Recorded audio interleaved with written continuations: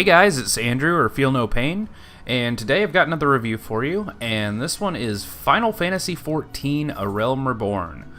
If any of you played the original Final Fantasy XIV, you'll know it was kind of awful, but they did actually just sort of scrap it and start over, and they made it a lot better, and I plan on kind of giving you a few little bits of information to let you know how much better and how good it is. It is pretty good. To start off, the system requirements and everything are obviously going to be on the screen. They always are. This is developed by Square Enix. No surprise, Final Fantasy game. They all are. The Realm Reborn came out in August of 2013, so it's about a year and a half old. And they're already coming out with an expansion for it here in the next couple months, I believe June of 2015. So that's pretty good. I haven't played thousands of hours like some people have, so I'm not even at the point where I need an expansion, but I think it's great that they're still supporting it, and that's amazing. You can get this on Steam. I actually bought it originally before I even had Steam, which seems like a weird time in my life, a long ago. But I bought the box. But you can get it on Steam now. It's $19.99 for the regular edition, $39.99 for the collectors. Collectors has a bunch of in-game items and stuff like that, but it's still digital, obviously. The one thing about this, it's an MMO. It's the second Final Fantasy MMO. 11 was the other one. And this one is, in my opinion, far better than 11. 11 had a lot of really great ideas when I played it.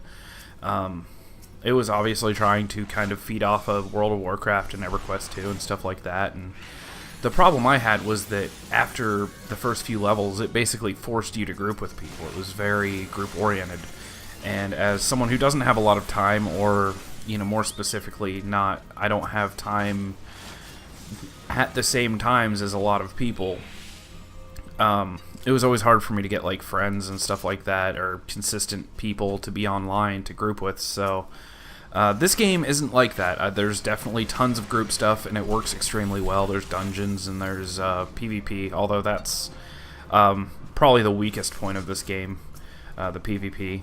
But there's, dungeons, and there's a dungeon finder, so even if no one you know is on, you can still, queue up for that and run dungeons with people, and that's fun. But it is an MMO, and it is a subscription MMO. Much like most of the other big AAA ones, it's $14.99 a month. You can buy bundles, you can buy 3 and 6 month bundles as well, and you get a slight discount for doing that. I think the 6 month bundle, you basically pay 5 months for a 6 month subscription, which is, if you play it and you like it, that's cool. But the biggest thing is that this has a 14-day free trial. I don't know if it comes in the box like that too, because like I said, it's been a while and I've had it before. But on Steam, there's a 14-day free trial. So even if you're just curious, you can try it out for 2 weeks without paying a dime. And I think you can eat... I don't know if that is part of the 30-day free membership you get. I don't know if you do the free trial, if it cuts that out of your 30-day free membership. But I'm pretty sure that...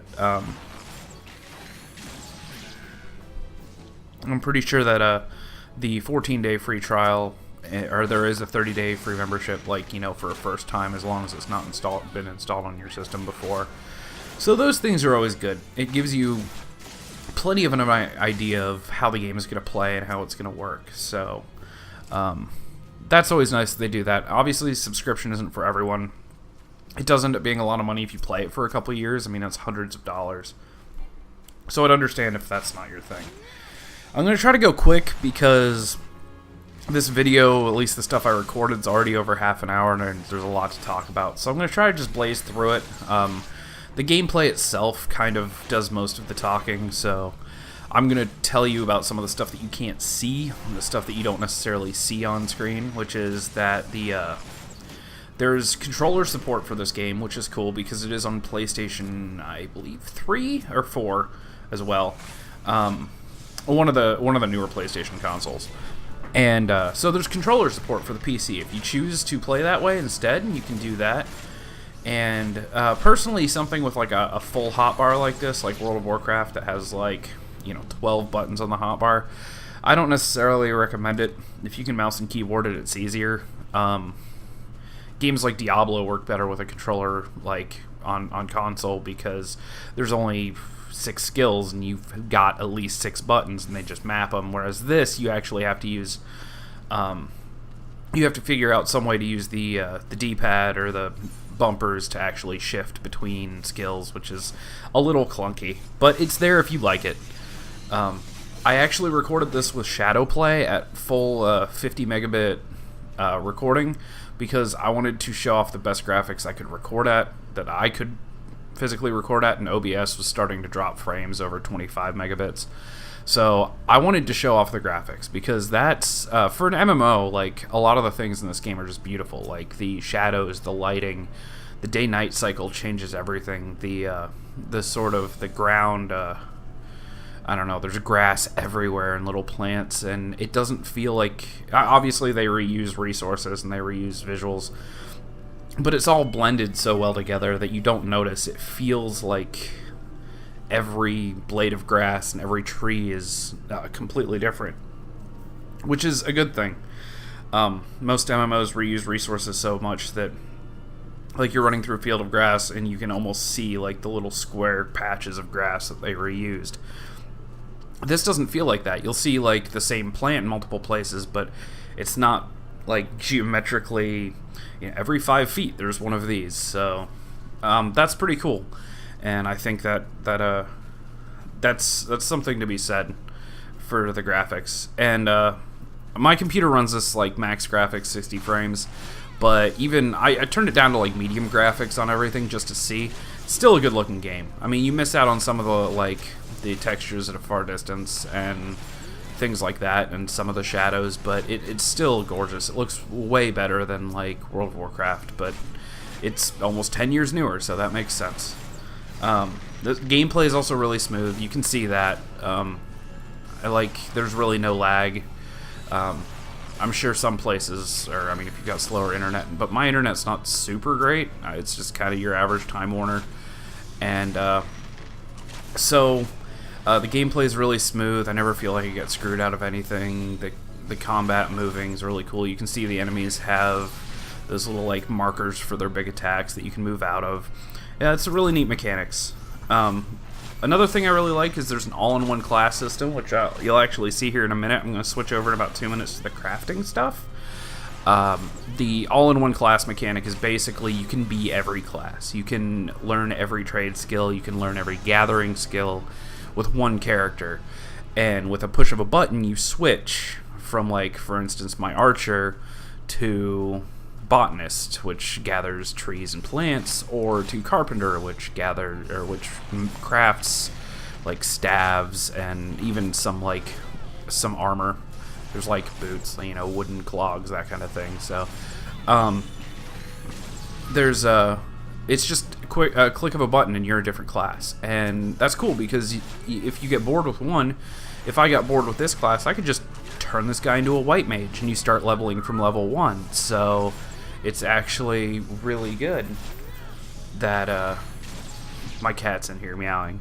But it's actually really good you can do that because you don't have to switch characters, you don't have to worry about... You still have to have multiple sets of armor, but that's actually really easy to do too. It doesn't mess with your inventory. You have a separate inventory for armor and weapons, so that's nice. You can keep it all in there, it's no big deal.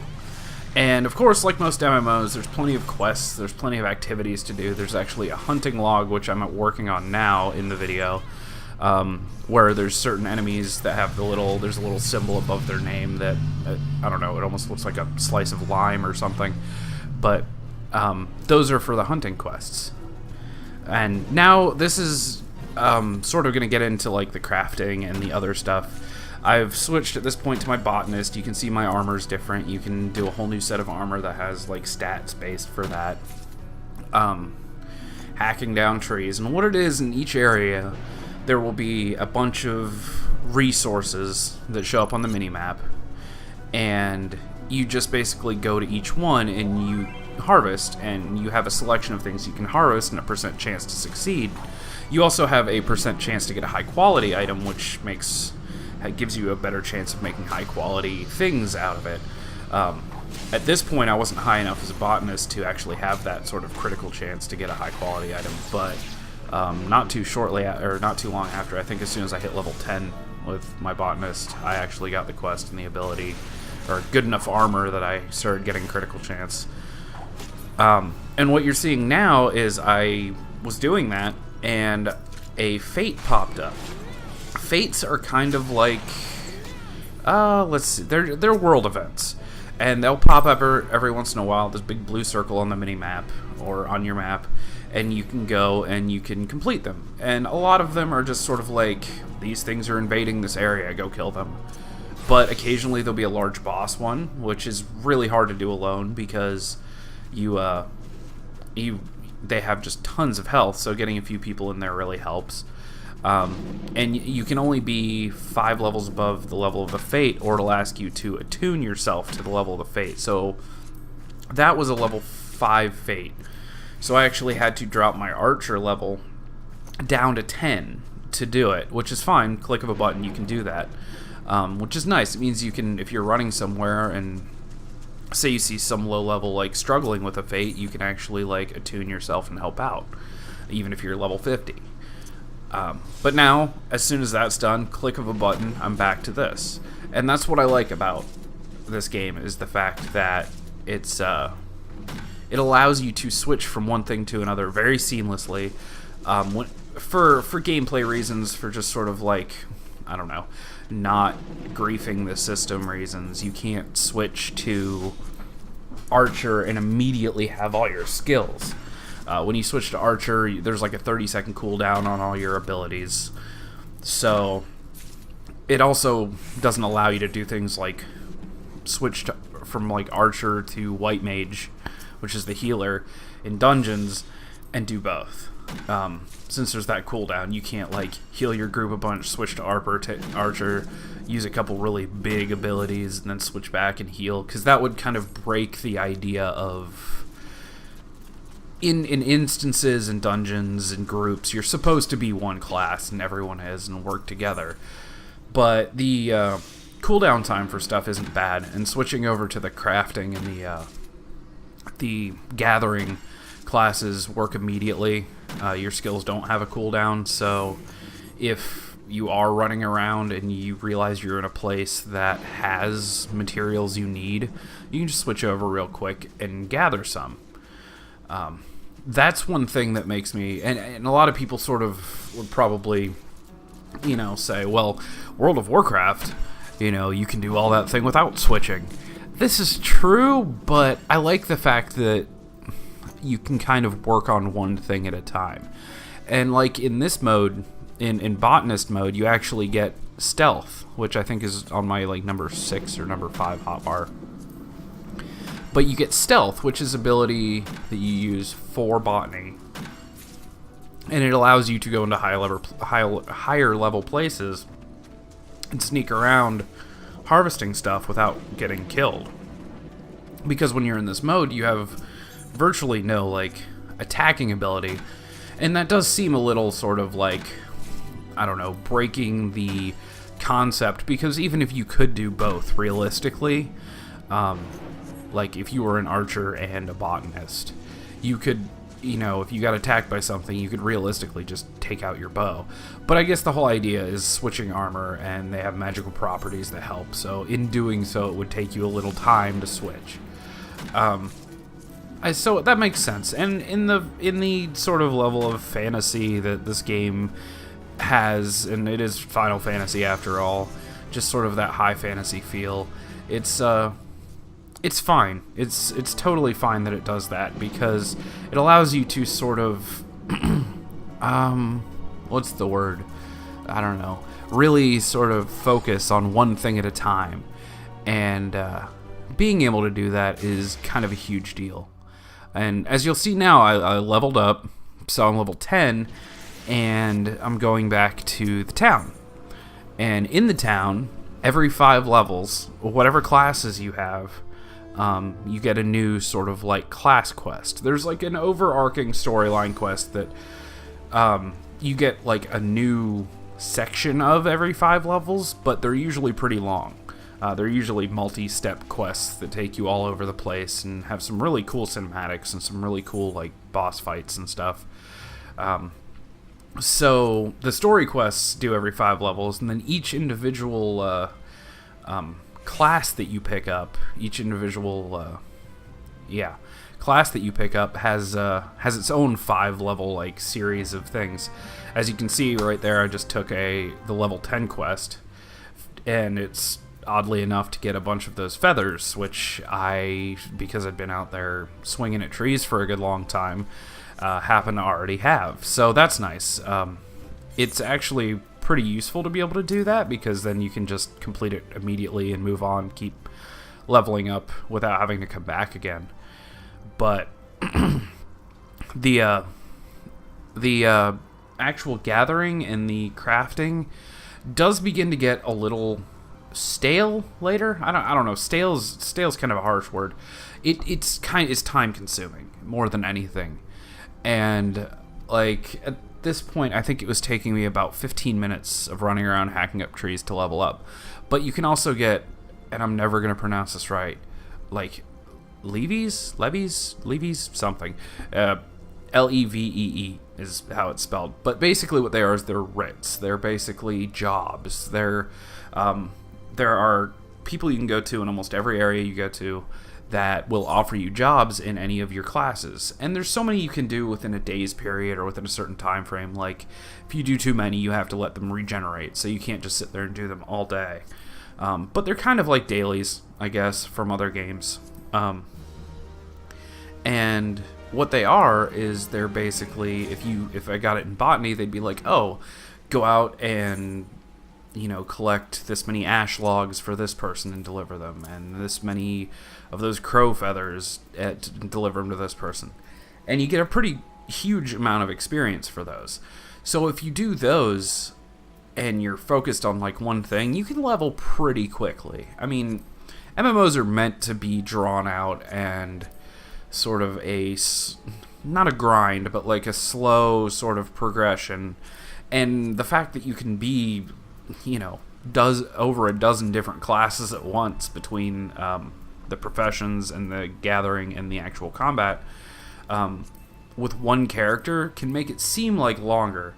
So what I would suggest is honestly do the best you can to sort of focus on one thing. Focus on maybe one craft or two. I've got 2. I've actually got leatherworking and carpentry, but that's for bows and leather armor, so it just kind of made sense to me for an archer. And then archer and botany, because botany allows you to collect the wood you need to make the stuff for carpentry. Of course, if you were like a sword and shield, like a gladiator style, you could do anything else. You could do armor smithing and weapon smithing and mining or something like that. Actually, I think it's just smithing? I'm not positive, but there's a ton of stuff. And okay, so I kind of showed you the gathering stuff there, and now I'm switching to carpenter. And this is where crafting comes in. And the crafting sort of layout is really cool.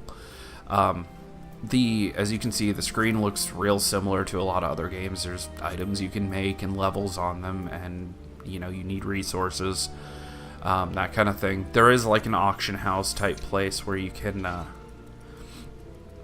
buy like some of the secondary resources that you need for things if you don't have the ability to get them yourself or just don't have them.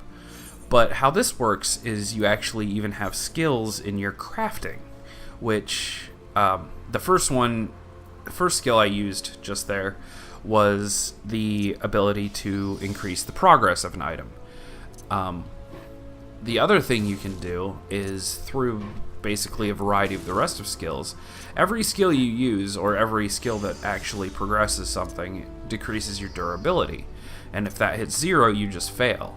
So in this case, I'm trying to increase the quality, which gives you a higher % chance to get a high quality item, which is where it says HQ there. And then I actually used the number 7 to repair the durability and keep going. And what it does is each time you use one of these abilities, it takes your CP, which is that little pink bar down at the bottom, and you can get items and stuff to raise that and give you more so that you can do more complex combinations of things in order to get the quality higher. And obviously everything scales. Higher level stuff, you will, similar to fighting higher level monsters, you do less damage.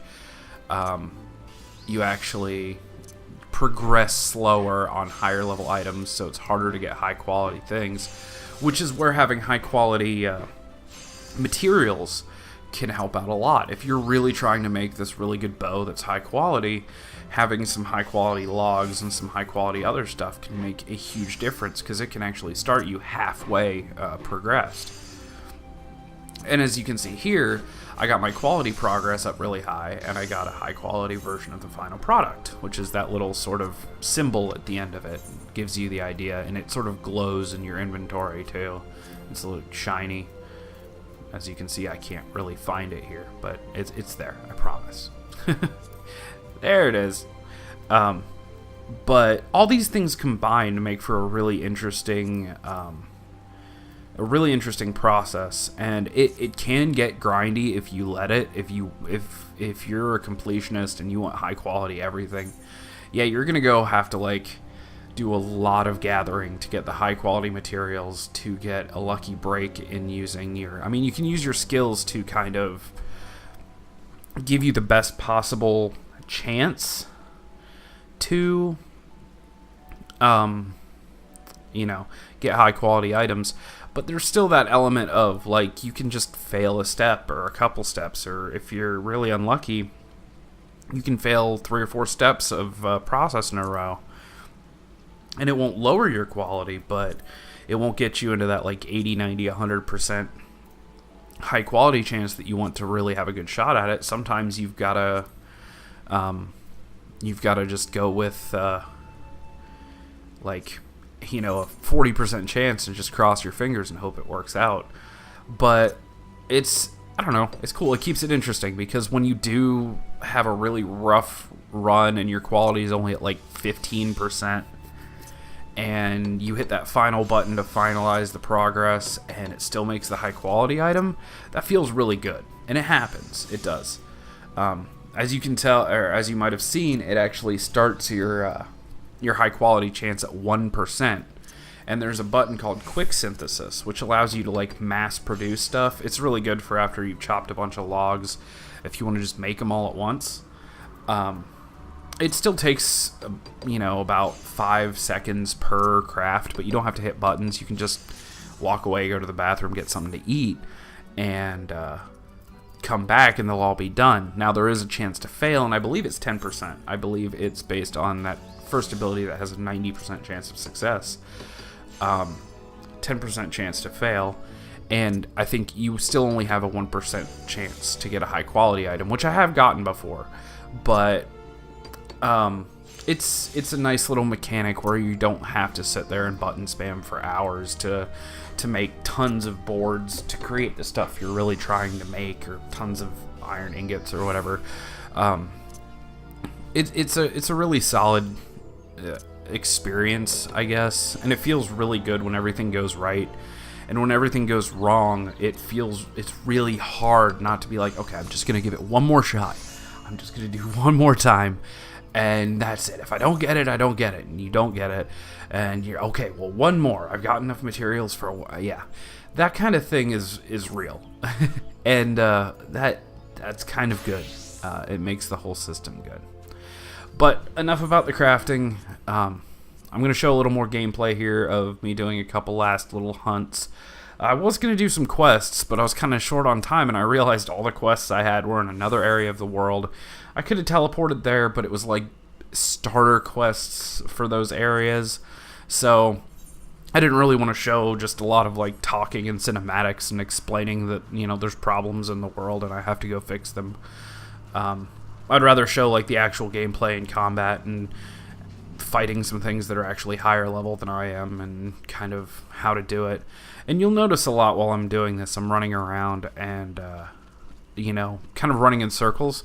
There is a point to that. If you can do it just right, and it's pretty difficult, but if you can run in a wide enough circle without getting outside sort of the monster's aggro range and them resetting, you can actually, as an archer, you can kite things around. You can actually run in circles and they won't be able to hit you, unless they're like a fast monster or something. But it's kind of fun because you really actually feel it's an active combat sort of thing, as opposed to, well, I have to stand here and just hope I win the fight because there's no point in doing anything else.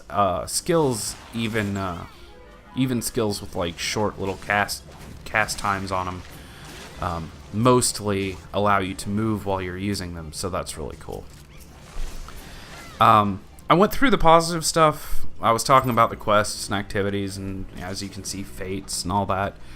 So, the last thing, and I know this has been going for a while, so hopefully this doesn't take too long, I will go over the negatives. And they're few and far between. PvP is one of them, and there's not much to say besides the fact that it's just been done better in other games.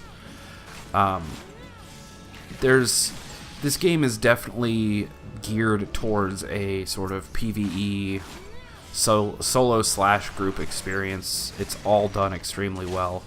And the fact that you can play 90% of this game solo and sort of make it your own in that respect is definitely a positive quality.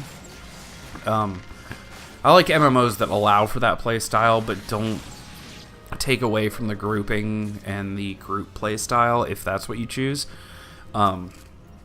because I like to do both. There's some nights where I'll have a couple hours and I'll want to just run a couple dungeons, and there's other nights where I'll just want to do this kind of stuff. Look in my hunting logs, see what I need to kill, go do some hunts, get some quick experience. And by the way, these things are amazing experience. The hunts are, they actually give, like, I don't know, 15% of a level each, and you get 10 per like level range, per 10 level range, which is why I'm out fighting stuff that's higher level than me right now, just because I want to get them done to keep leveling before I leave this area and go to another story quest. But the negatives are the PvP, but like I said, that's pretty much cut and dry. If that's all you want it for, don't play this game. If you just want it for PvP, there's better options. There's Guild Wars 2. There's even World of Warcraft, honestly. But beyond that, the stuff in the actual like PvE sort of single-player questing storyline area that's not so great is it does kind of have the boring MMO style fetch quests and kill 6 of these and whatever, but that's in every MMO. I've yet to find a good like classic MMO like World of Warcraft style that doesn't have that kind of thing. What I do like about this is a lot of those do send you into areas that have enemies for your hunt quests, or will have fates, or will have new monster types that you've never dealt with before. And that makes it a little better because it still gives you the freedom to accomplish something outside of kill 6 of these, kill 8 of these, go collect 12 of these, which are, gotten by killing 12 of these things.